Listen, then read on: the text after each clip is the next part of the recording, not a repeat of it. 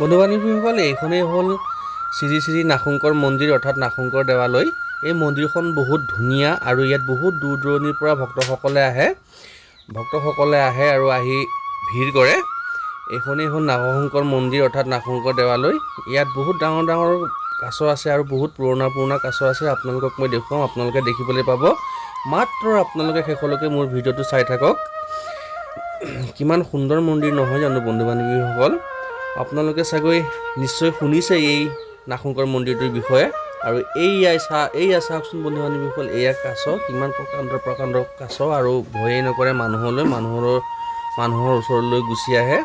আপোনালোকক মই দেখুৱাবলৈ চেষ্টা কৰিছোঁ ভালকৈ।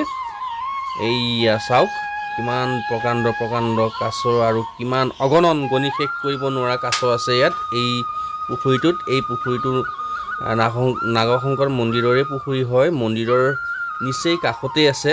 আপোনালোকে আহিলে নিশ্চয় দেখিবলৈ পাব। আৰু এই কাছক আপোনালোকে বুট খুৱাব পাৰিব, বুট আৰু শুকান মাছ। আপোনালোকে শুকান মাছ এই মন্দিৰৰে ওচৰতে থকা দোকানত পাব, পেকেটত পাব।